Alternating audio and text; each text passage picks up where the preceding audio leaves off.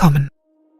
Willkommen zu dieser stillen Stunde, diesem langsamen Erweichen des Tages, diesem sanften Ort, an dem du gar nichts tun darfst. Mach es dir jetzt bequem, auf die Weise, die dir leicht fällt. Rücke das Kissen unter deinem Kopf zurecht.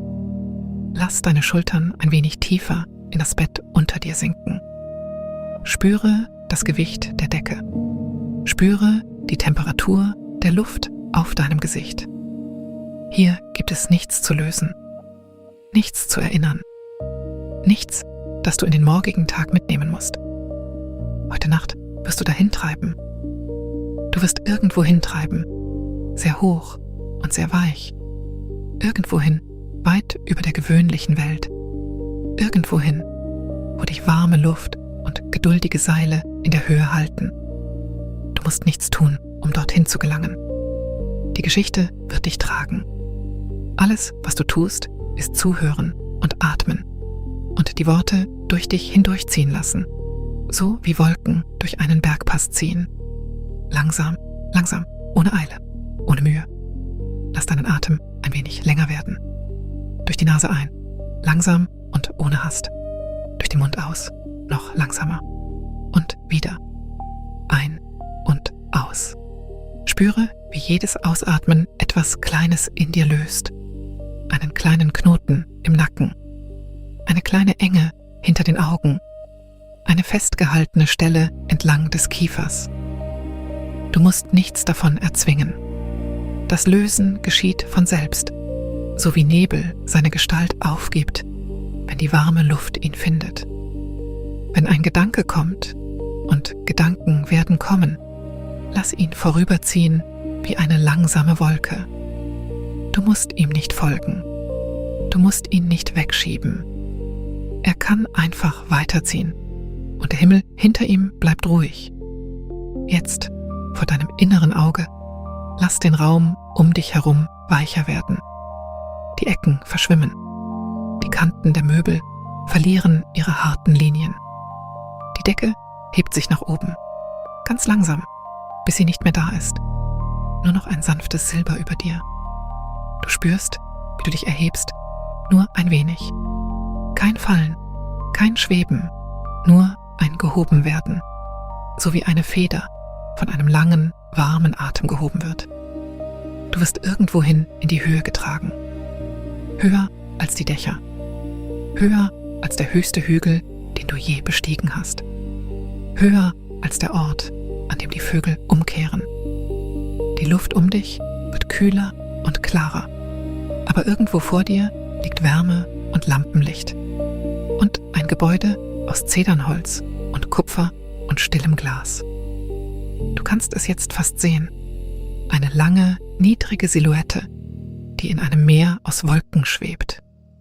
Gestaffelte Balkone, warme, orangefarbene Fenster, sanfte Dampfwolken, die aus seinen vielen Schornsteinen aufsteigen. Es heißt das Sanatorium der treibenden Kordillere. Und heute Nacht, für diese stillen Stunden, wirst du darin sein. Lass dich ankommen. Lass dich landen. Ganz sanft auf der untersten seiner hölzernen Veranden. Das Erste, was dir auffällt, ist die Stille. Keine völlige Stille. Hier gibt es Geräusche, aber eine Gedämpftheit, eine Weichheit, als hätte man die Welt in viele Schichten reiner Wolle gewickelt. Wolken gleiten an den hölzernen Geländern der Veranda vorbei. Gleiten, nicht wehen. Sie bewegen sich, wie Honig sich bewegt, wenn man einen Löffel neigt. Langsam und langsam und langsam. Du kannst es hören, wenn du lauschst. Das leiseste Flüstern von Dampf, der über poliertes Zedernholz streicht. Ein Klang wie ein langer, weicher Seufzer, gerade noch am Rand des Hörbaren. Die Luft riecht nach Eukalyptus. Kühler, grüner, reiner Eukalyptus, der die Brust öffnet und den Hals weich werden lässt. Und unter dem Eukalyptus liegt Kiefer, warme Kiefer, gedämpfte Kiefer, die harzige Süße von Nadeln, die über einem Kessel gehalten werden. Du atmest einmal ein, langsam, und du spürst, wie das Innere deiner Lungen kühl und hell wird. Du atmest aus und dein Atem ist im Lampenlicht sichtbar, silbern und langsam, sich von dir wegrollend in der Form einer kleinen, trägen Wolke. Das Licht hier ist sanft. Laternen hängen in langen Abständen entlang der Veranda. Jede in einen dünnen Papierschirm gehüllt, jede durch die Kondenswassertropfen auf den Zedernbalken zusätzlich gestreut. Das Licht blendet nicht. Es sammelt sich. Es setzt sich ab. Es ruht auf den Geländern, wie eine Hand auf einer Stuhllehne ruht. Du stehst einen Augenblick am Geländer und schaust hinaus. Unter dir, um dich herum, über dir, Wolken, ein endloses Meer davon, silbern erhellt von einem Mond, den du nicht ganz sehen kannst, hier und da durchbrochen vom dunklen Zahn eines Berggipfels, der aus dem Nebel aufragt wie eine Insel in einem ruhigen weißen Meer. Die Gipfel sind nicht bedrohlich, sie sind alt, sie sind geduldig, sie sind länger hier als jedes Gebäude, länger als jeder Gast, länger als jeder Name für sie. Sie sehen dem Sanatorium beim Vorüberziehen zu, mit derselben gemächlichen Aufmerksamkeit, mit der ein alter Hund einem Blatt zusieht, das sich im Wind dreht. Von irgendwo weit her hörst du den gedämpften Klang einer Kuhglocke. Ein langsamer Ton, dann noch einer, dann wieder Stille. Irgendwo unten in den Tälern, unter den Wolken, liegt ein Dorf, und die Glocken seiner Herden steigen durch den Nebel auf, von der Entfernung fast ins Nichts hinein gedämpft. Sie rufen dich nicht. Sie sind nur der Klang eines anderen Abends, der sich anderswo zur Ruhe begibt. Du wendest dich vom Geländer ab.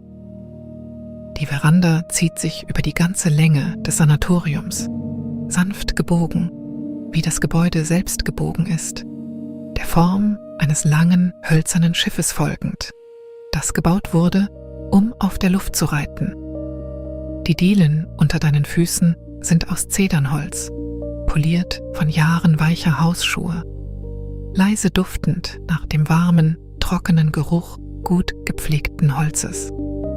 Hier und da ist ein Liegestuhl für die Nacht draußen stehen geblieben. Ein langer, niedriger Stuhl aus gebogener Weide mit einer gefalteten Wolldecke am Fußende und einem kleinen keramischen Wärmestein, der darunter verstaut ist und noch leise warm. Während du dort stehst, merkst du, dass du nicht der Einzige hier bist. Weit unten an der Veranda, vielleicht 30 Schritte entfernt, bewegt sich eine Gestalt.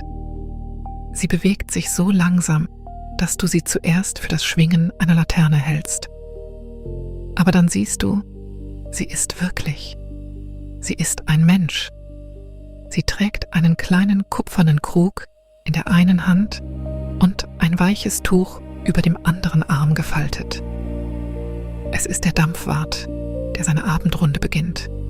Und heute Nacht, ganz still, wirst du ihm folgen. Der Dampfwart ist nicht überrascht, dich zu sehen.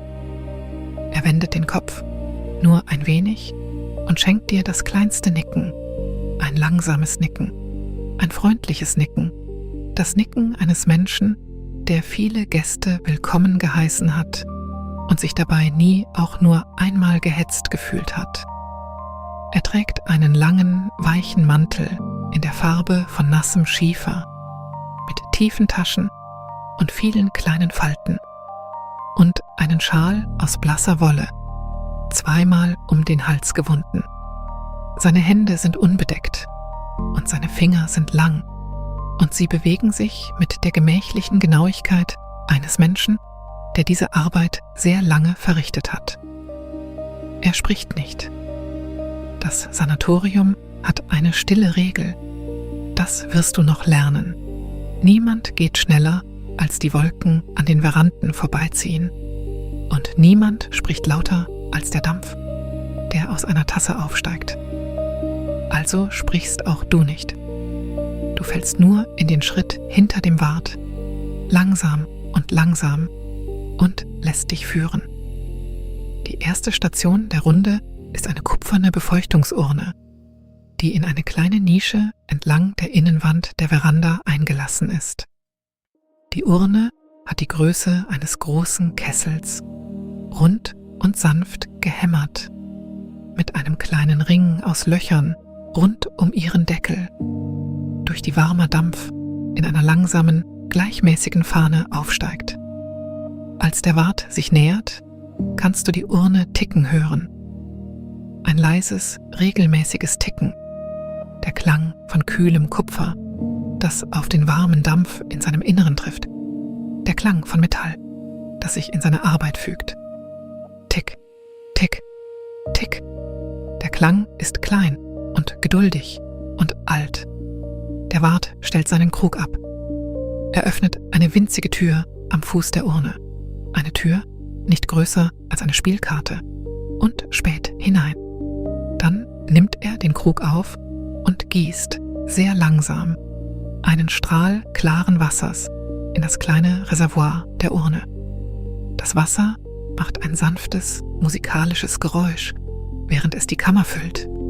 Ein Klang wie ein tiefer, gehaltener Ton auf einer Holzflöte. Die Urne trinkt und die Dampffahne über ihr verdichtet sich, nur ein wenig, und der Eukalyptus in der Luft wird ein wenig stärker. Du atmest ihn ein. Deine Brust wird weicher.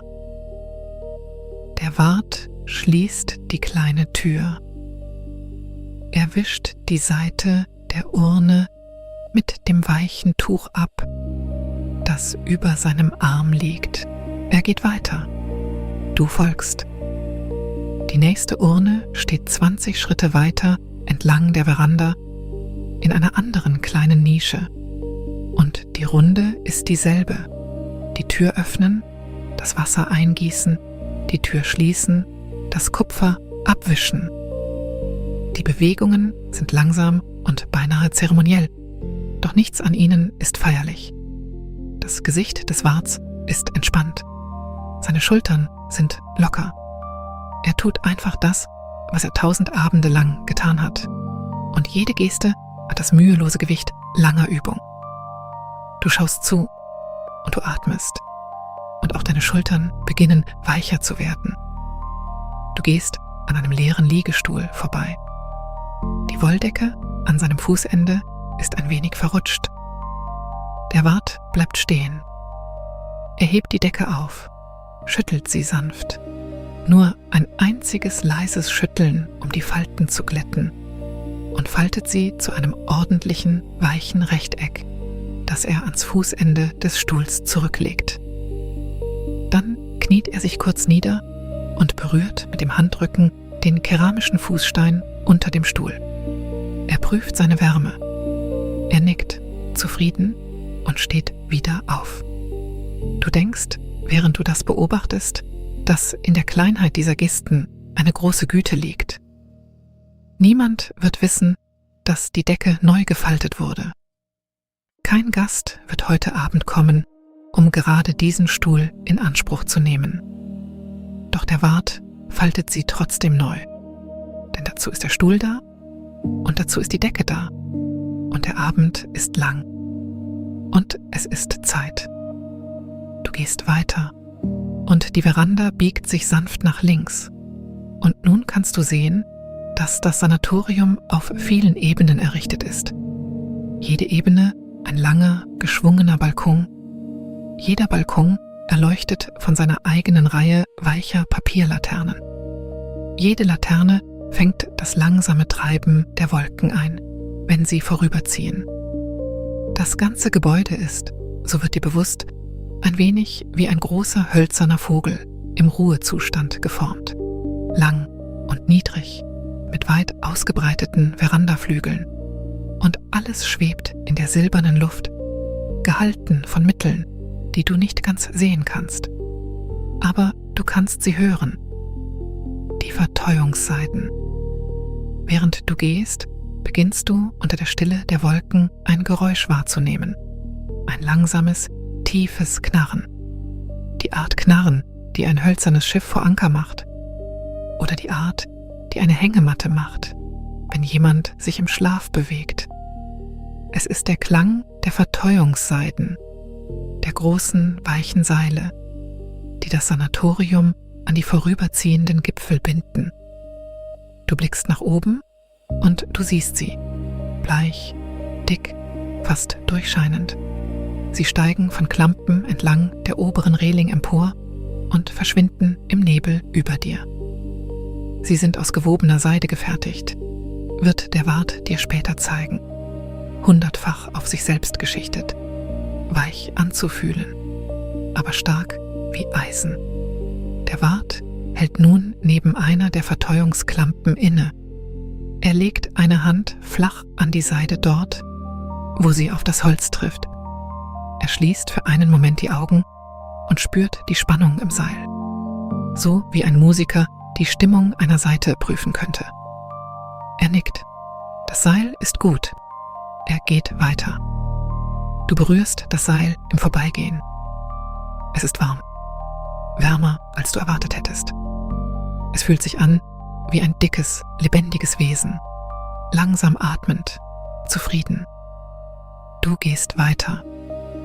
Die Veranda führt dich nach und nach zu einem breiten, gewölbten Türeingang, der in die Innenwand des Sanatoriums eingelassen ist. Die Tür steht offen. Dahinter siehst du einen langen Flur, erleuchtet von denselben sanften Laternen, ausgekleidet mit derselben warmen Zeder. Der Wart tritt hindurch und du trittst ihm nach und die Luft im Inneren ist noch wärmer und der Eukalyptus ist dichter und irgendwo den Flur hinab kannst du das langsame Tropfen von Wasser in Wasser hören. Dies ist die Inhalationsgalerie. Es ist ein langer Raum mit gewölbter Zederndecke und entlang seiner beiden Wände stehen große, flache Becken aus bleichem Stein, jedes gefüllt mit dampfendem Wasser, jedes duftend nach Eukalyptus und Kiefer. Über jedem Becken, an dünnen Kupferketten von der Decke hängend, schwebt ein kleines Bündel aus Blättern und Nadeln. Frischer Eukalyptus, frische Kiefer, manchmal ein Zweig Lorbeer oder ein kleiner Stern aus getrockneter Orangenschale. Der Dampf steigt durch die Bündel und trägt ihren Duft hinab in die Becken und aus den Becken wieder hinauf. Und der ganze lange Raum ist ein langsames, süßes, atmendes Ding. Der Wart durchschreitet die Galerie in ihrer ganzen Länge und hält an jedem Becken inne. An einigen nimmt er eine kleine Bronzekelle von einem Haken an der Wand und gießt frisches, heißes Wasser aus einem Kessel, der auf einem kleinen Kohlebecken in der Ecke warm gehalten wird, in das Becken. An anderen ersetzt er das Kräuterbündel durch ein frisches aus einem Korb auf einem niedrigen Tisch. Das alte Bündel legt er behutsam in einen separaten Korb, um es zu trocknen und wieder zu verwenden oder zu kompostieren oder als Anzünder zu verbrennen. Nichts wird hier verschwendet. In dieser Galerie gibt es auch Pflanzen. Hohe Farne in glasierten Töpfen, zwischen die Becken gestellt. Ihre Wedel lang und gerollt und blassgrün im Lampenlicht. Dies sind alpine Farne, wird der Wart dir sagen, ohne es dir zu sagen, die in diesem dünnen, warmen Nebel gedeihen und nirgendwo sonst wachsen. Der Wart hält bei jedem Farn an, hebt eine kleine kupferne Gießkanne neben dem Topf auf und gießt einen langsamen, vorsichtigen Strahl in die Erde an seinem Fuß. Der Farn nimmt das Wasser ohne Kommentar entgegen. Der Wart geht weiter. Du durchschreitest die Inhalationsgalerie in ihrer ganzen Länge und atmest langsam, tief, mühelos. Der Eukalyptus öffnet den hinteren Teil deines Halses. Die Kiefer entspannt die kleine, verkrampfte Stelle zwischen deinen Schulterblättern. Du spürst, wie sich der Dampf auf dein Gesicht legt. Sanft, wie ein angehaltener Atem. Und du verstehst, warum die Menschen hierher kommen, um zu genesen. Nicht, weil mit ihnen, genau genommen, etwas nicht stimmt, sondern weil etwas in ihnen zu lange zu festgehalten hat. Und hier, in diesem langsamen, warmen Raum, lässt das Halten los. Am anderen Ende der Galerie befindet sich eine weitere gewölbte Tür und dahinter ein kleiner Treppenabsatz, von dem eine Holztreppe nach oben zur nächsten Ebene des Sanatoriums führt. Der Wart nimmt die Treppe langsam, Stufe für Stufe. Seine weichen Pantoffeln machen kaum ein Geräusch auf den Zedernstufen. Du folgst. Das Geländer ist glatt unter deiner Hand, poliert von Jahren langsam emporsteigender Finger. Du kannst das leichte Schwanken des Gebäudes spüren, während du steigst. Ein sehr kleines Schwanken, so wie ein Boot vor Anker in einem geschützten Hafen schwankt. Und es beunruhigt dich nicht. Es erinnert dich nur daran, dass du in der Höhe bist. Die zweite Ebene ist ein langer, geschwungener Balkon wie der erste. Doch hier sind die Laternen ein wenig dunkler und die Luft ein wenig kühler. Und die Wolke, die am Geländer vorbeigleitet, scheint dichter und silbriger. Diese Ebene beherbergt die Schlafsäle. Die Schlafsäle sind kleine hölzerne Räume. Jeder öffnet sich unmittelbar zum Balkon hin durch eine Schiebetür aus feinem Papier, das über einen Zedernrahmen gespannt ist. Die meisten Türen sind geschlossen. Hinter jeder geschlossenen Tür glüht eine einzelne kleine Laterne. Und du kannst, nur als weichen Schattenriss durch das Papier hindurch, die Gestalt eines schlafenden Gastes erkennen. Das sanfte Heben und Senken einer bedeckten Schulter, die dunkle Form eines Kissens, die lange, stille Linie eines ruhenden Körpers. Der Pfleger bewegt sich diesen Balkon entlang noch langsamer als zuvor. Er trägt nun ein kleines Tablett, das er oben an der Treppe aufgenommen hat. Ein Tablett mit einer winzigen, klanglosen Messingglocke, einem weichen Tuch und einem kleinen Fläschchen duftenden Öls. An jeder geschlossenen Tür hält er inne. Er legt kurz eine Hand an den hölzernen Türrahmen. Er lauscht, nicht mit dem Ohr, sondern mit seinem ganzen Körper, dem langsamen Atem des Schlafenden im Inneren. Zufrieden gibt er einen einzelnen Tropfen Öl auf das Tuch und tupft das Tuch einmal an ein kleines Tongefäß, das neben der Tür steht. Ein Gefäß, gefüllt mit Watte, gerade so duftend, dass der Schlafende drinnen Eukalyptus und Kiefer durch seine Träume hindurch riechen wird. Dann geht er weiter und weiter und weiter. Du gehst hinter ihm her, in einer Art Wachtraum. Die Wolke gleitet am Geländer vorbei. Die Laternen glühen. Der Eukalyptus zieht vorüber.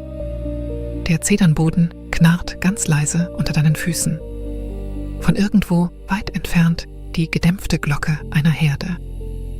Ein langsamer Ton. Wieder Stille. In der Mitte des Balkons gibt es eine kleine offene Nische ohne Tür. Nur mit einer niedrigen Holzbank und einer hohen kupfernen Urne, die sehr sanft zischt, während sie arbeitet. Hier hält der Pfleger an. Er stellt sein Tablett ab. Er öffnet die kleine Tür der Urne, füllt ihren Behälter nach, wischt ihre Seiten ab. Die Urne antwortet mit einer dichteren Dampfwolke und einem lauteren, langsameren Ticken. Tick, tick, tick.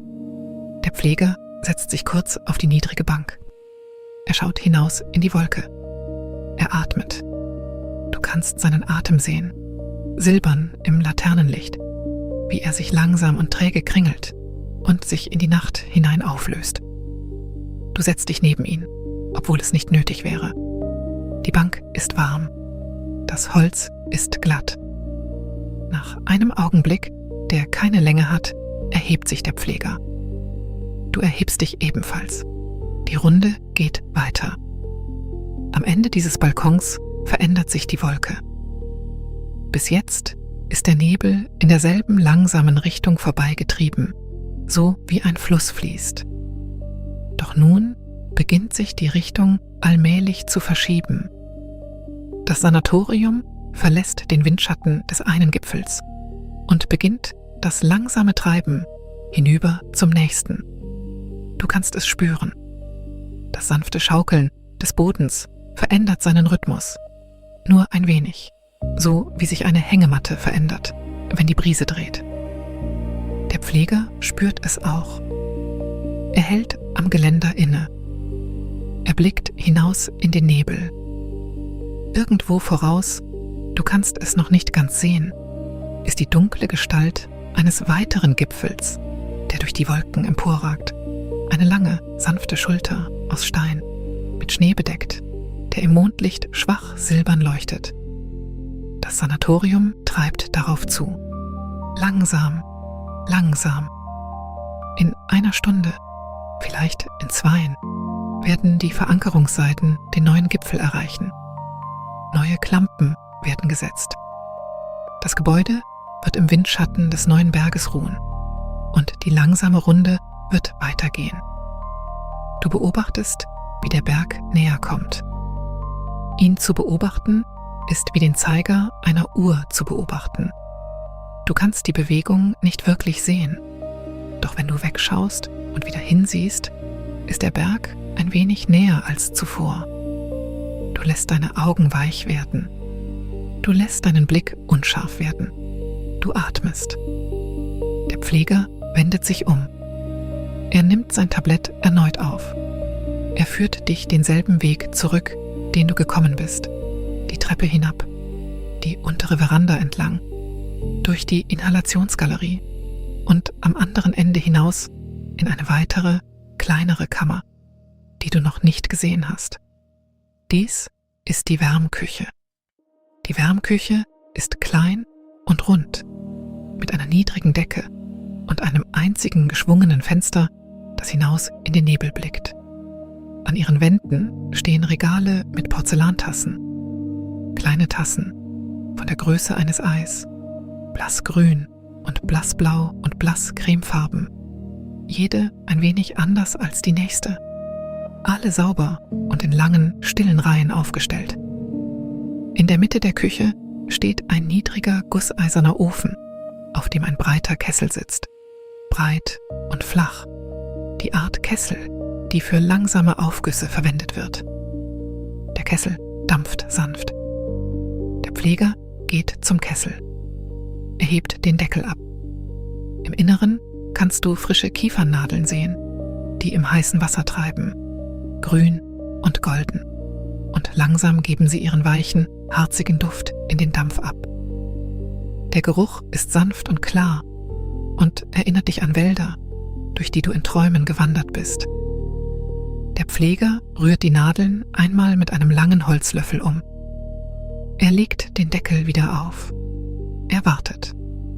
Während er wartet, nimmt er ein Tablett aus einem hohen Regal, ein Holztablett, ausgelegt mit einem weichen Tuch, und beginnt, Tassen darauf zu stellen. 1, 2, 3, 4. Er zählt leise vor sich hin, obwohl du das Zählen nicht hören kannst, nur die kleine Bewegung seiner Lippen siehst. Als 8 Tassen auf dem Tablett stehen, hält er inne. Diese Tassen sind für jeden Gast, der in der Nacht erwachen könnte, in irgendeinem der Säle entlang des oberen Balkons. Vielleicht gibt es keinen solchen Gast. Doch falls es einen gibt, wird eine Tasse bereitstehen. Der Pfleger hebt den Kessel an. Mit großer Sorgfalt gießt er ein kleines Maß des Kiefernadelaufgusses in jede Tasse. Die Flüssigkeit ist von blassem Gold. Der Dampf jeder Tasse steigt in einem dünnen, silbernen Faden auf, der sich windet und auflöst, ehe er die niedrige Decke erreicht. Als alle 8 Tassen gefüllt sind, stellt der Pfleger den Kessel ab. Er nimmt das Tablett auf, Er trägt es sehr langsam aus der Wärmküche hinaus und den Zedernboden entlang zurück zur Treppe. Du folgst, ganz leise. Er steigt die Treppe wieder hinauf, noch langsamer als zuvor, und hält das Tablett waagerecht, sodass kein einziger Tropfen des Aufgusses verschüttet wird. Oben an der Treppe hält er inne, um zu ruhen. Er atmet. Du atmest mit ihm. Dann setzt er seinen Weg den oberen Balkon entlang fort. Und in Abständen, neben jedem Schlafsaal, hält er an und stellt eine einzelne Tasse auf ein kleines Holzbord, das neben der Tür in die Wand eingebaut ist. Die Tasse dampft sanft. Das Tuch auf dem Tablett fängt das wenige auf, das verschüttet wird. Der Pfleger richtet sich auf und geht weiter. Als er das Ende des Balkons erreicht, sind alle 8 Tassen aufgestellt. Niemand hat sich geregt. Niemand ist erwacht. Doch die Tassen stehen da, warten, warm und geduldig, falls jemand sie brauchen sollte. Du denkst, während du das beobachtest, dass etwas zutiefst Gütiges darin liegt, sich auf ein Bedürfnis vorzubereiten, das vielleicht nie eintritt. Nicht ängstlich, nicht übervorsichtig, nur gütig, so wie es gütig ist, für einen Reisenden das Licht auf der Veranda brennen zu lassen. Der Pfleger kehrt zur Treppe zurück. Er steigt erneut hinauf. Es gibt noch eine Ebene über dieser, die höchste Ebene, jene, die dem silbernen, mondlosen Himmel am nächsten ist. Du steigst hinter ihm her, einen langsamen Schritt nach dem anderen. Das Geländer ist glatt. Die Luft wird kühler. Die Wolke, wenn du durch ein kleines Fenster auf dem Treppenabsatz hinausschaust, ist nun ganz nah, berührt fast das Gebäude. Die höchste Ebene ist das Dampfobservatorium. Das Dampfobservatorium ist ein einziger runder Raum, ganz oben im Sanatorium, mit einer großen, gewölbten Glaskuppel als Decke. Die Kuppel ist nicht ganz klar, sie ist leicht beschlagen von Kondenswasser und auf ihrer Innenseite sammeln sich Tropfen in langsam kreisenden Mustern. Innen entlang der Kuppel verläuft eine niedrige, gepolsterte Bank, die der Wölbung der Wand folgt, gepolstert mit tiefer, weicher Wolle, belegt mit Wolldecken, gefaltet und bereit.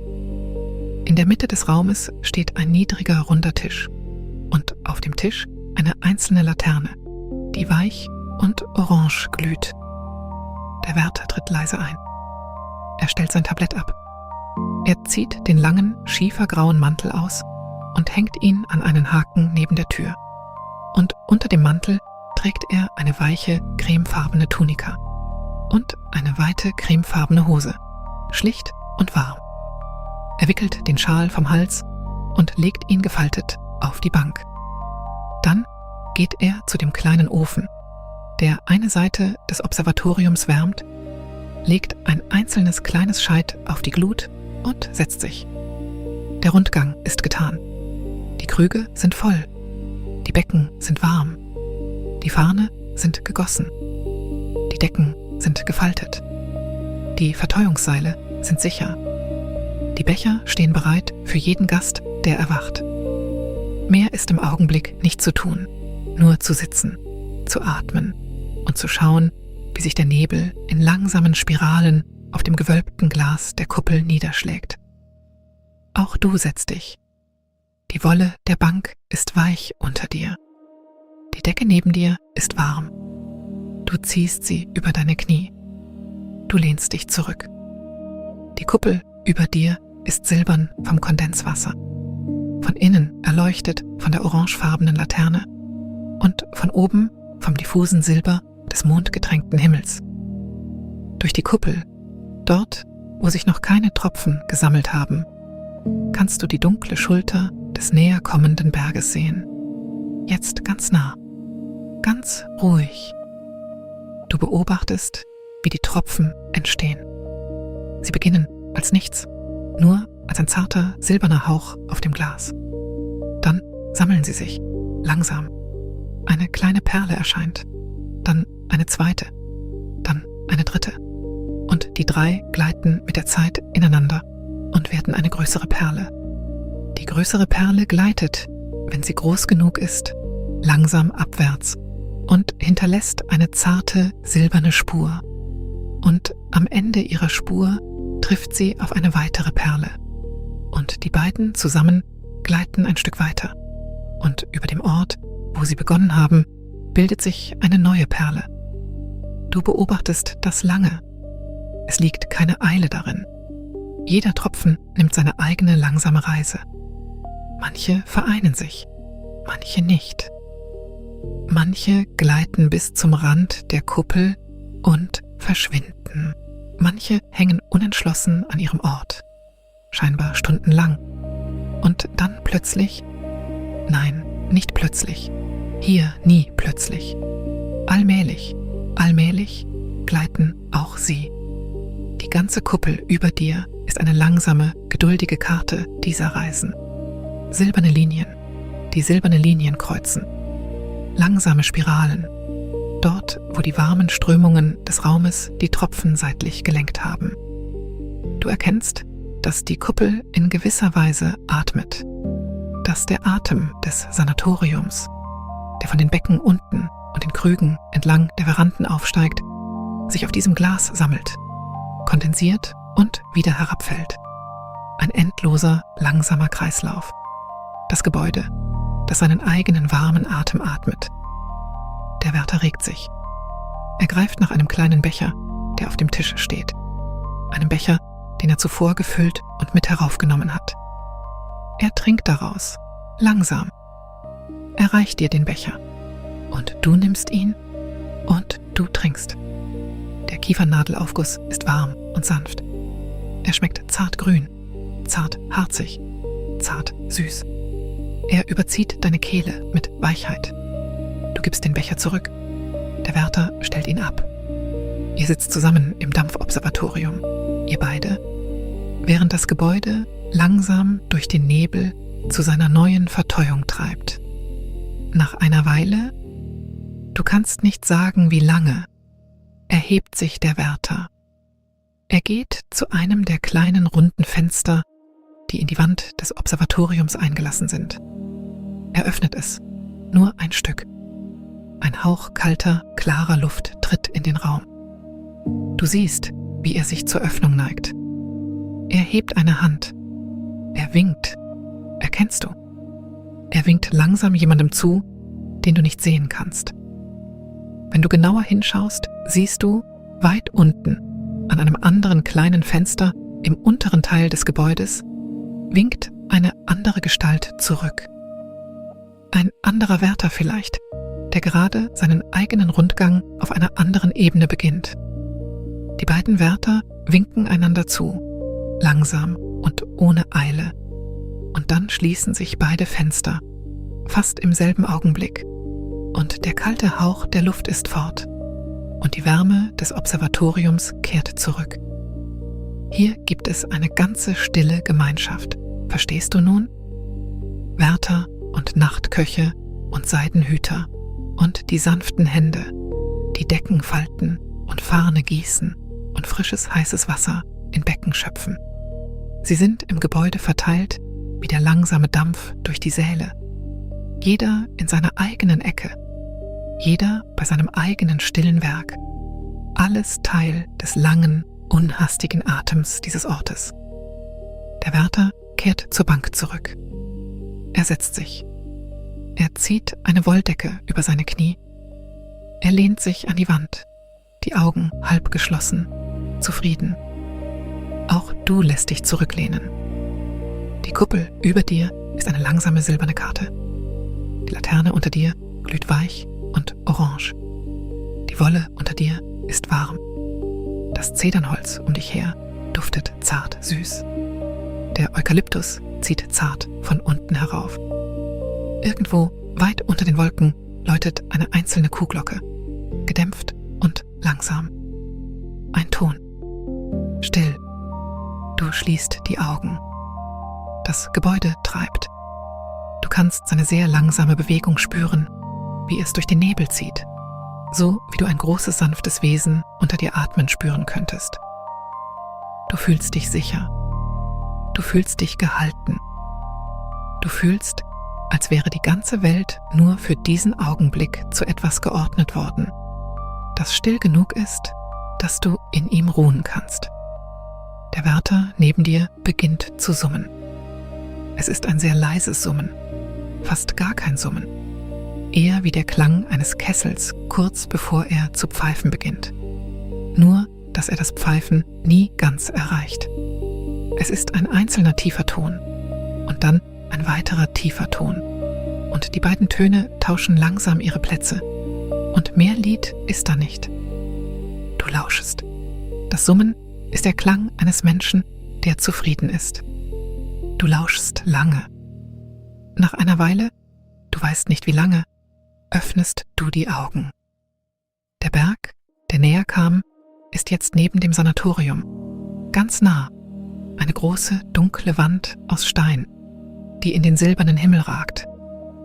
Du kannst durch die Kuppel sehen, wie die langsamen Seile der Verteuungsseide sich zu den neuen Klampen an der Schulter des Berges hinausstrecken.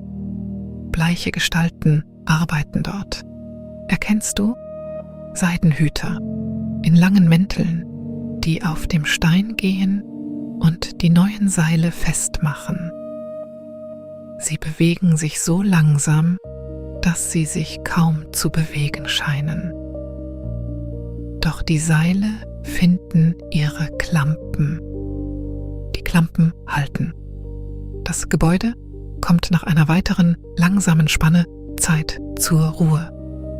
Das Schaukeln verändert sich erneut. Das leichte Schaukeln des Treibens wird zum noch leichteren Schaukeln des Verteutseins. Das Gebäude liegt vor Anker, im Windschatten des neuen Gipfels, für den Rest der langen Nacht. Die Wolke ist hier dichter, ruhiger, fast still. Der neue Blick durch die Kuppel zeigt eine große weiße Schulter aus Dunst, silbern erleuchtet, und dahinter das matte Gespenst des Gipfels. Der Wärter nickt, zufrieden. Er steht auf. Er nimmt seinen langen, schiefergrauen Mantel. Er zieht ihn an. Er wickelt den Schal einmal, zweimal um seinen Hals. Er lächelt dich an, ganz schwach. Das Lächeln eines Menschen, der seinen Rundgang vollendet hat und froh ist, ihn geteilt zu haben. Er nimmt sein Tablett. Er nimmt die kleine Tasse vom Tisch. Er nimmt das weiche Tuch und das Fläschchen mit Öl. Er verlässt das Dampfobservatorium. Die Tür schließt sich hinter ihm mit einem leisen Klicken aus Zedernholz. Du bist jetzt allein im Observatorium. Doch du fühlst dich nicht allein. Du fühlst dich gehalten von der Wolle der Bank, von der Decke über deinen Knien, von der silbernen Kuppel über dir, von der weichen, orangefarbenen Laterne, vom langsamen, geduldigen Ticken einer kupfernen Urne irgendwo auf einer unteren Ebene, vom Flüstern der Wolken, die weit unten an den hölzernen Geländern vorüberziehen. Du lehnst dich zurück. Du lässt deine Augen sinken. In der Dunkelheit hinter deinen Lidern siehst du noch immer die silbernen Spiralen aus Kondenswasser. Du riechst noch immer den Eukalyptus und die warme Kiefer. Du hörst noch immer, ganz leise, die gedämpfte Kuhglocke, weit unter den Wolken. Ein langsamer Ton. Still. Dein Atem ist langsam. Deine Schultern sind weich. Die Wolldecke wärmt deine Knie. Du bist erhoben. Du bist gehalten. Du bist ohne Eile. Das Gebäude knarrt sacht, wenn der Wind sich dreht. Die Verankerungsseide knarrt zur Antwort. Ein langes, langsames, geduldiges Knarren. Das Knarren von etwas, das schon sehr lange hält und des Haltens nicht müde ist. Die kupfernen Urnen ticken auf ihren unteren Borden. Tick, tick, tick. Irgendwo weit unten, in der Inhalationsgalerie, steigt der Dampf weiter aus den blassen Steinbecken auf und trägt Eukalyptus und Kiefer hinauf in die warme Zedernluft. Die Alpenfarne trinken still aus ihrer feuchten Erde. Die Wolldecken auf den leeren Liegestühlen halten ihre Wärme um die keramischen Fußsteine. Irgendwo auf der oberen Galerie stehen 8 kleine Porzellantassen auf 8 kleinen Holzborden. Jede Tasse leise dampfend. Jede Tasse geduldig wartend auf einen Gast, der kommen mag oder auch nicht. Irgendwo auf dem höchsten Gipfel, an dem das Sanatorium gerade vorübergeglitten ist, bewahrt ein alter Stein die Erinnerung an die Verankerungsseide, die einst an ihn gebunden war und sich nun sanft in den Nebel gelöst hat. Den Stein stört es nicht. Die Seide stört es nicht. Nichts hier stört irgendetwas. Du treibst.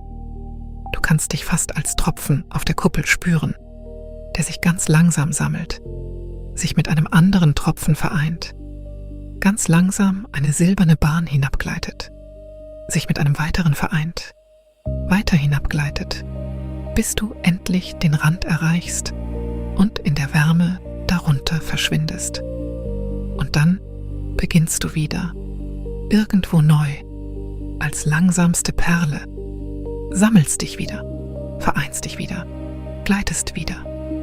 Der langsame Atem des Sanatoriums, der langsame Atem der Kuppel, der langsame Atem der Wolke, der langsame Atem deiner eigenen stillen Brust, die sich hebt und senkt, hebt und senkt, hebt und senkt. Du musst der Geschichte nicht mehr folgen. Die Geschichte wird ohne dich weitergehen. Der Wärter wird seine langsamen Runden fortsetzen. Die Wolken werden weiter an den hölzernen Geländern vorüberziehen. Die Kuhglocken werden weiterläuten, weit unten, gedämpft und sanft. Der Eukalyptus wird weiter aufsteigen. Die kupfernen Urnen werden weiter ticken. Du darfst loslassen. Du darfst deinen Geist aus den Worten gleiten lassen, so wie sich ein kleines Boot von einer Verteuung löst und in das stille, silberne Wasser des Schlafes hinaustreibt. Du bist gehalten. Du bist warm. Du bist sicher. Das Gebäude treibt. Die Wolke gleitet vorüber. Die Kuppel glüht silbern über dir. Die Zeder duftet süß. Der Eukalyptus zieht dahin. Die Kiefer wärmt deinen Rachen. Das Kupfer tickt. Tick, tick, tick. Die Seide knarrt leise. Die Wolle wärmt deine Knie. Die Laterne glüht orange. Die Kuhglocke läutet. Ein langsamer Ton. Still. Du atmest ein. Du atmest aus. Du atmest ein. Du atmest aus. Der Nebel verdichtet sich. Die Tropfen gleiten. Du treibst. Du treibst.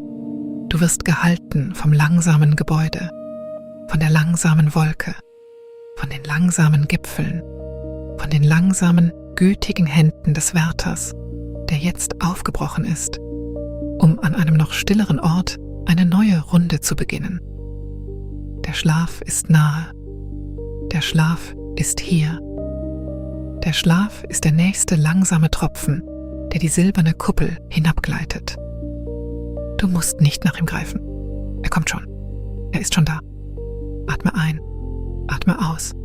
Die Zeder. Der Eukalyptus. Die warme Kiefer. Das Flüstern. Das Ticken. Das Knarren. Die Laterne. Die Kuppel. Die Wolle. Die Wolke. Die Wolke. Die Wolke. Gute Nacht. Schlaf sanft. Schlaf lang. Schlaf gut. Das Sanatorium treibt weiter. Du treibst mit ihm. Und die Nacht nimmt dich ganz sacht in sich auf. Die Laterne wird um eine einzige Nuance dunkler, als hätte sich der Docht tiefer in seinen weichen Ölspiegel gesetzt. Du bemerkst es zunächst nicht. Du bemerkst nur, dass der Raum ein wenig gütiger geworden ist, ein wenig runder an den Rändern, so wie ein Raum es wird, wenn das Licht einwilligt, zurückzutreten und die Stille walten zu lassen. Die Wolle über deinen Knien ist nun schwerer. Oder Vielleicht ist es dieselbe Wolle und du bist es, der leichter geworden ist. Leichter in den Schultern, leichter hinter den Augen, leichter in den kleinen Muskeln des Kiefers, die den Tag gehalten haben. Diese kleinen Muskeln lassen los. Sie lassen los, wie ein Blatt im Herbst von einem Zweig loslässt. Ohne Mühe, ohne Laut, ohne Reue. Irgendwo entlang des geschwungenen Korridors bewegt sich der Wärter in Filzschuhen. Du kannst ihn nicht hören. Du weißt nur, dass er da ist. So wie du weißt, dass der Zedernbalken über dir da ist. So wie du weißt, dass der Berg unter der Wolke da ist. Manche Dinge musst du nicht sehen. Manche Dinge schützen dich allein dadurch, dass es sie gibt. Ein Hauch von Luft zieht durch den Raum, langsam wie ein Seufzer. Er trägt die Zeder. Er trägt den Eukalyptus. Er trägt den warmen, runden Klang des Kiefernharzes aus der kleinen Schale auf dem niedrigen Tisch. Die 3 Düfte flechten sich ineinander und legen sich über dich wie eine zweite Decke, feiner als Wolle, weicher als Seide. Du atmest ihn ein, du atmest ihn aus. Die kupferne Urne tickt. Tick, tick. Der Klang ist eigentlich kein Klang mehr. Er ist zu einem Rhythmus geworden, dem dein Körper zu folgen eingewilligt hat, so wie ein kleines Boot der langsamen Dünung einer geschützten Bucht zu folgen einwilligt. Heben, senken, heben, senken. Weit unten läutet die Kuhglocke. Ein Ton.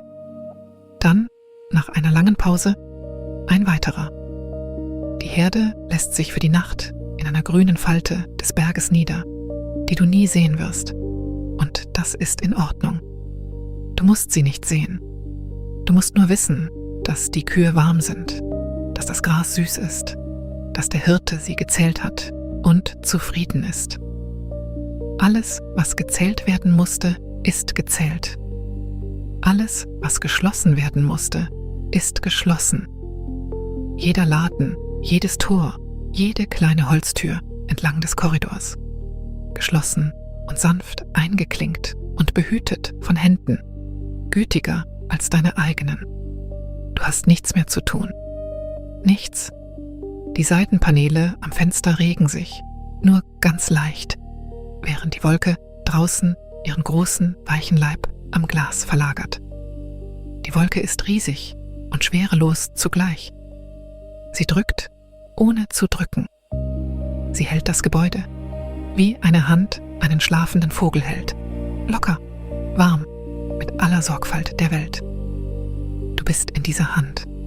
Du bist in der Wolke. Du bist im langsam treibenden Zimmer. Und das Zimmer ist in der Wolke. Und die Wolke ist in der Bergnacht. Und die Bergnacht ist in etwas noch Größerem, etwas Stillem, etwas Geduldigem, etwas, das über schlafende Reisende wacht. Seit längerer Zeit, als es Reisende gibt, die schlafen könnten. Du bist Teil dieses langen, stillen Wachens. Die Laterne dämpft sich um einen weiteren Ton. Das Orange wird zu Bernstein. Der Bernstein wird zur Farbe einer kleinen Glut, die am Grund eines Herdes ruht, zufrieden zu glühen, ohne Flamme.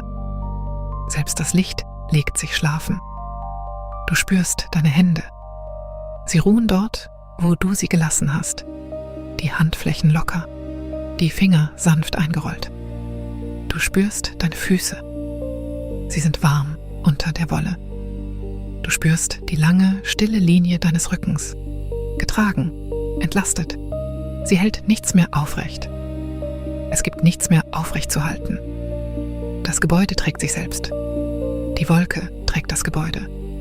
Der Berg trägt die Wolke. Und etwas Gütiges, älter als der Berg, hält all das zusammen. Du darfst deine Gedanken langsamer werden lassen, so wie die kupferne Urne langsamer wird, wenn sich ihre Glut endlich legt. Wenn ein Gedanke kommt, ein kleiner, ein verirrter, ein übrig gebliebener vom langen, hellen Tag hinter dir, lass ihn kommen, lass ihn vorüberziehen. Lass ihn durch die Seitenpaneele hinausgleiten und in den weichen Leib der Wolke.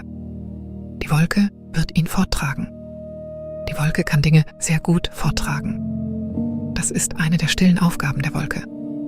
Atme ein, der Zedernduft. Atme aus, die Stille.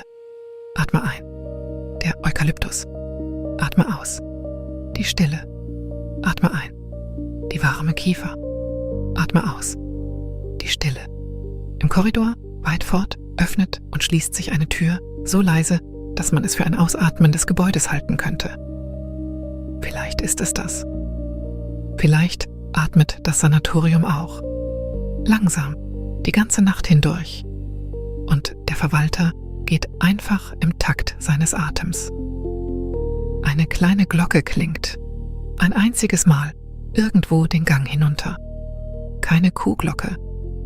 Eine feinere Glocke, aus Messing und rund, von jener Art, die auf einem niedrigen Regal lebt und nur geläutet wird, um das Tieferwerden der Stunde zu vermerken. Ein sanfter Ton? Er bedeutet, dass die Nacht sich ein weiteres Viertel nach innen gefaltet hat. Er bedeutet, dass es jetzt weniger Welt zu beachten gibt und mehr Ruhe, in die du dich einlassen kannst. Du lässt dich ein. Du lässt dich ein, wie Schnee sich auf ein Schieferdach legt. Leise, gleichmäßig, ohne den Wunsch, irgendwo anders zu sein. Draußen verdichtet sich die Wolke. Die silberne Nebelkuppel über dir wird eine Spur dichter, eine Spur näher, eine Spur mehr wie eine weiche Hand, die sich über eine kleine Flamme wölbt. Die Tropfen setzen ihren langsamen Weg an der Wölbung des Glases fort. Jeder findet den Nächsten. Jeder schließt sich an. Jeder gleitet hinab in die kleine kupferne Rinne am Fuß der Kuppel, wo das Wasser sich sammelt und mit der Zeit dem Berg zurückgegeben wird. Alles wird mit der Zeit dem Berg zurückgegeben. Alles wird mit der Zeit von der Wolke gehalten. Alles wird mit der Zeit von den Kuhglocken weit unten besungen. Du bist Teil von allem. Du wirst von allem gehalten. Du wirst mit der Zeit zurückgegeben, in die Ruhe. Die Wolle über deinen Knien hebt und senkt sich mit deinem Atem. Auf, ab, auf, ab. Die kleinste Gezeit der Welt geschieht unter dieser Decke. Und sie gehört dir und sie ist genug. Die Laterne dämpft sich um einen weiteren Ton. Der Bernstein wird zum weichen Gold späten Honigs. Die Schatten in den Ecken des Raumes werden sanfter, voller, mehr wie stille Gefährten als wie Schatten. Sie bewegen sich nicht. Sie wachen mit dir. Das Kupfer tickt. Tick, tick. Langsamer jetzt. Noch langsamer. Die Seide knistert. Einmal, zweimal. Dann Stille. Die Kuhglocke läutet. Fern, sanft. Fast eher die Erinnerung an eine Glocke als eine Glocke selbst. Du treibst weiter fort. Du treibst dorthin, wohin die Worte nicht ganz folgen können. Das ist gut. Das ist richtig. Die Worte haben ihre kleine, gütige Arbeit getan. Und nun dürfen auch sie ruhen. Sie dürfen sich an den Rand des Zedernbodens legen, wie Katzen, die sich in sich selbst zusammenrollen und schlafen. Du wirst sie dort, wohin du gehst, nicht brauchen. Dort, wohin du gehst, gibt es keine Worte. Es gibt nur das weiche Innere der Wolke. Es gibt nur das langsame Heben und Senken deines eigenen stillen Atems. Es gibt nur die Wärme der Wolle, den Duft der Zeder und das ferne, fast unhörbare Läuten einer Glocke, die dein ganzes Leben lang geklungen hat. Nur hattest du nicht immer einen Ort, der still genug war, sie zu hören. Diesen Ort hast du jetzt. Du hast ihn, solange du ihn brauchst. Aber das Sanatorium wird sich nicht bewegen. Die Wolke wird sich nicht bewegen. Der Berg wird sich nicht bewegen. Der Verwalter, irgendwo entlang eines geschwungenen Korridors, wird sich nur bewegen, um eine weitere Laterne zu dämpfen, eine weitere Decke zu falten, eine weitere kleine Schale Kiefernharz auf ihrem niedrigen Messingständer wärmen zu lassen. Die Güte wird weitergehen, die ganze Nacht, während du schläfst. Du musst ihr nicht danken, du musst sie nicht bemerken, du musst dich nur von ihr halten lassen. Und sie hält dich, und sie hält dich, und sie hält dich. Ein langer, langsamer Atemzug steigt durch dich auf. Er beginnt irgendwo unten, irgendwo warm, irgendwo, wo du sonst nichts spürst. Er steigt durch deinen Bauch. Er steigt durch deine Brust. Er überquert die weiche Linie deiner Kehle. Er passiert deine Lippen. Er vereint sich mit der Luft des Raumes, mit der Zeder, dem Eukalyptus, der warmen Kiefer. Er wird Teil der Wolke. Die Wolke trägt ihn sanft fort. Ein weiterer Atemzug steigt auf. Dieser ist leiser als der erste. Es ist der Atem eines Menschen, der fast schläft. Er fordert nichts von dir. Er geschieht einfach, so wie der Schnee auf dem Dach geschieht, so wie die Tropfen auf der Kuppel geschehen, so wie das langsame Ticken der kupfernen Urne geschieht. Dein Körper hat sich daran erinnert, ohne dich zu atmen. Dein Körper hat es immer gewusst. Du kannst das Atmen jetzt deinem Körper zurückgeben und ihm vertrauen, dass er weiteratmet.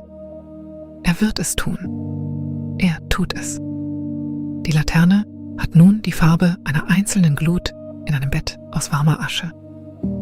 Sie wird nicht erlöschen. Sie wird einfach diese eine kleine Farbe die ganze Nacht halten, treu wie ein Stern, durch einen Vorhang gesehen.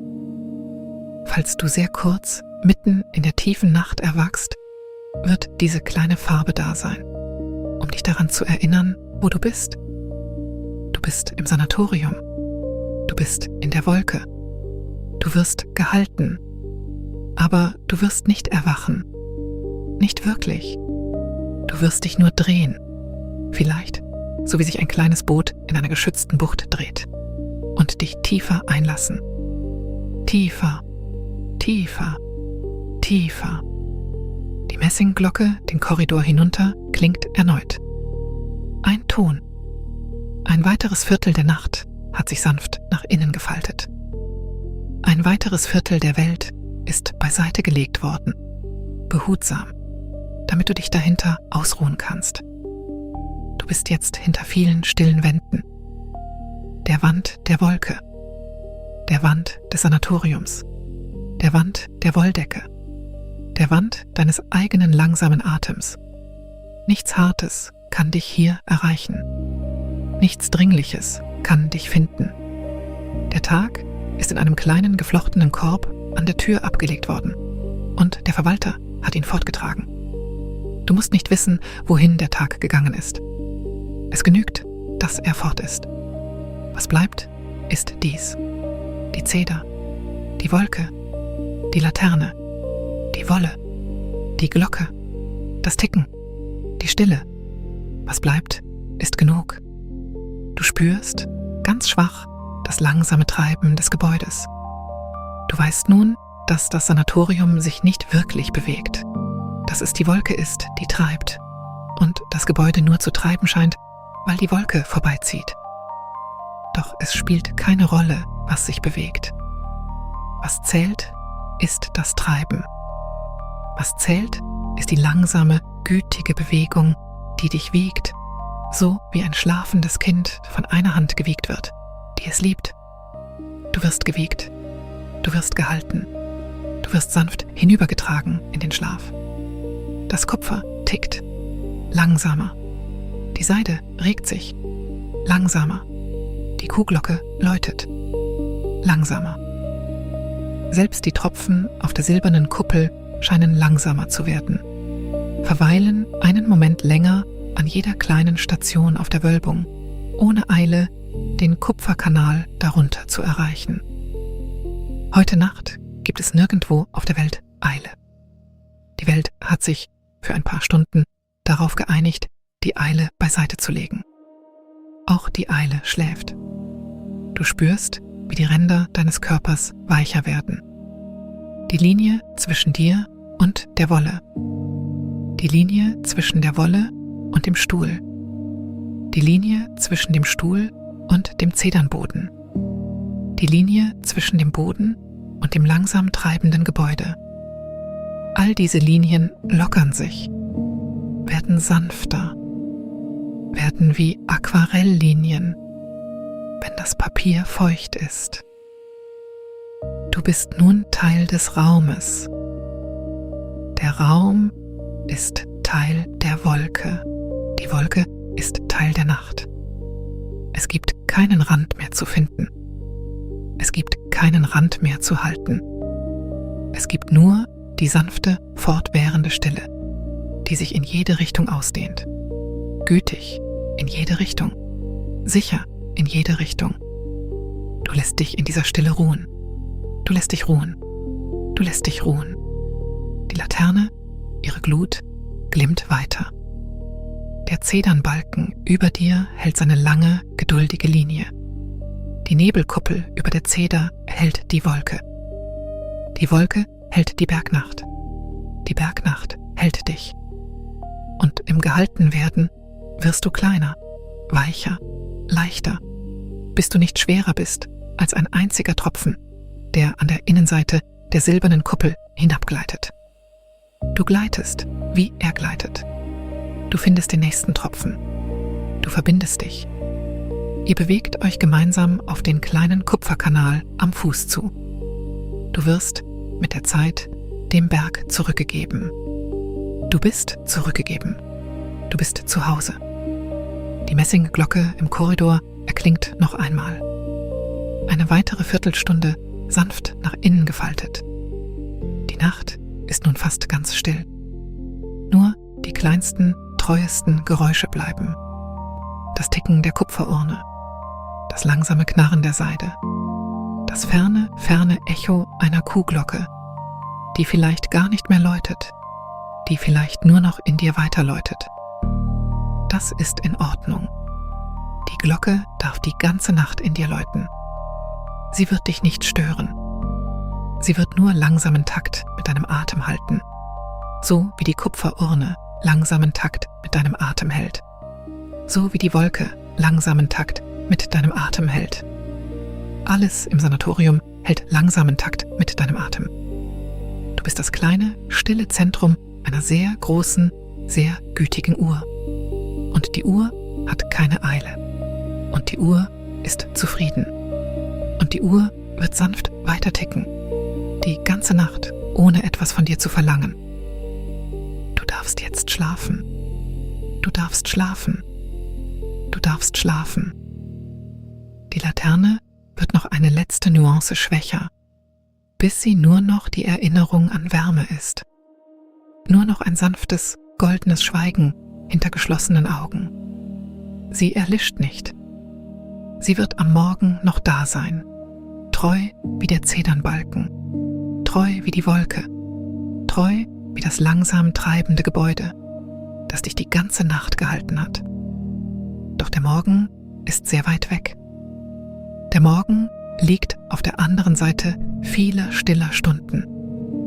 Du brauchst nicht an den Morgen zu denken. Der Morgen wird von selbst kommen, auf seine eigene, langsame, gütige Weise. Und der Verwalter wird ihn empfangen. Und ein Kupferkessel wird irgendwo entlang des geschwungenen Korridors warm werden. Und die Kuhglocken werden ihre ersten langsamen Töne des Tages läuten. Doch all das ist nicht jetzt. Jetzt ist nur die Wolke. Jetzt ist nur die Zeder. Jetzt ist nur das langsame Ticken, das langsame Schweigen, das langsame Läuten. Jetzt ist nur Schlaf. Atme ein. Zeder. Atme aus. Stille. Atme ein. Eukalyptus. Atme aus. Stille. Atme ein. Kiefer. Atme aus. Stille. Die Tropfen gleiten. Das Kupfer tickt. Die Kuhglocke läutet. Fern, fern, fern. Du treibst dorthin, wohin die Worte nicht folgen können. Du treibst dorthin, wo du sie nicht länger brauchst. Die Worte bleiben zurück. legen sich auf den Zedernboden wie sanfter Schnee, zufrieden zu ruhen. Sie werden am Morgen da sein, falls du sie brauchst. Du wirst sie nicht brauchen. Du wirst still erwachen, in deinem eigenen Bett, in deinem eigenen Zimmer, sanft überrascht davon, wie ausgeruht du dich fühlst. Doch das ist für später. Das ist für einen Morgen, der noch nicht angekommen ist. Für jetzt nur die Wolke. Für jetzt nur die Wärme. Für jetzt nur das langsame Treiben. Das Sanatorium treibt weiter. Die Wolke treibt weiter. Der Berg wahrt seine lange, gütige Stille. Der Verwalter bewegt sich in weichen Pantoffeln durch einen Korridor, den du nie zu sehen brauchen wirst. Eine kleine Messingglocke wartet darauf, geläutet zu werden, zu ihrer eigenen stillen Zeit. Eine Kupferurne wartet darauf, ihr nächstes langsames Ticken zu ticken. Und du ruhst, du ruhst, du ruhst. Die Zeder, die Wolke, die Wolle, die Laterne, die Kuppel, die Stille, das Ticken, das Knarren, das Läuten. Still, stiller, noch stiller. Der Schlaf ist da. Der Schlaf ist schon eine Weile da. Du musstest ihn nur hereinlassen. Und du hast ihn hereingelassen. Er legt sich nun über dich, so wie sich Schnee legt, so wie sich Wolke legt, so wie sich Wolle legt. Langsam, gleichmäßig, ohne den Wunsch, irgendwo anders zu sein. Gute Nacht, gute Nacht, gute Nacht. Das Sanatorium treibt weiter und du treibst mit ihm. Und die Wolke hält euch beide. Und der Berg hält die Wolke. Und die lange, gütige Nacht hält alles zusammen. Schlafe sanft, schlafe tief, schlafe lang. Die Laterne glimmt weiter. Die Zeder hält. Die Wolke trägt dich sanft in die langen, stillen Stunden hinein. Und die Nacht, ganz sanft, hat dich nun. Und die Nacht, ganz sanft, behält dich. Und die Nacht, ganz sanft, lässt dich schlafen.